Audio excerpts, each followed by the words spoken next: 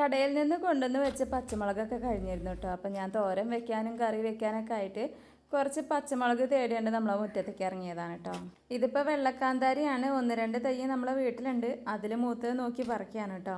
കാന്താരിൻ്റെ അത്ര തന്നെ അങ്ങോട്ട് എരിവില്ലേലും അത്യാവശ്യം എരിവൊക്കെ ഇതിനുണ്ട് കേട്ടോ. കറിയിലായാലും തോരനിലായാലും ഒക്കെ ഇട്ട് വെച്ചാൽ നല്ല ടേസ്റ്റുമാണ്. ഇതിലിപ്പോൾ മുളക് കുറവാണ്. ആദ്യം നമ്മുടെ വീട്ടിലുണ്ടായിരുന്ന വെള്ളക്കാന്താരിയിൽ നിറയെ മുളക് ഉണ്ടായിരുന്നു കേട്ടോ. പിന്നെ ഞാൻ നേരെ പോയത് നമ്മുടെ കാന്താരി മുളകിനെ ലക്ഷ്യമിട്ടാണ്. ഇതിൽ ഉണ്ടായി വരുന്നേ ഉള്ളൂ. പുതിയ തൈയാണ്. അതിൽ പഴുത്തതും മൂത്തതും ഒക്കെ നോക്കി ഞാൻ പറിച്ചെടുക്കുന്നുണ്ട്. സത്യം പറഞ്ഞ ഇലക്കറികളിലൊക്കെ എനിക്കിടാൻ കൂടുതൽ ഇഷ്ടം കാന്താരി മുളക് തന്നെയാണ്. കാന്താരി മുളക് ഇട്ട് വെച്ച ഒരു പ്രത്യേക ടേസ്റ്റ് പോലെ എനിക്ക് തോന്നിയിട്ടുണ്ട് കേട്ടോ. കുഞ്ഞനാണെങ്കിലും ഇതിൻ്റെ രുചിയും എരിവും ഒക്കെ കൂടുതലാണല്ലോ. പിന്നെ ഒത്തിരി ആരോഗ്യ ഗുണങ്ങളും ഉണ്ട്. മുളക് തൈ മൊത്തം അരിച്ച് പെറുക്കിയപ്പോൾ മൊത്തം നമുക്ക് ഇത്ര കാന്താരി മുളക് കിട്ടിയിട്ടുണ്ട്. പിന്നെ ഞാൻ പോയത് ഉണ്ടമുളകിൻ്റെ അടുത്തേക്കാണ് കേട്ടോ. ഉണ്ടമുളക് ഒന്ന് പഴുത്ത് നിൽക്കുന്നുണ്ടായിരുന്നു. അതും കൂടി പറിച്ചെടുത്തിട്ടുണ്ട്.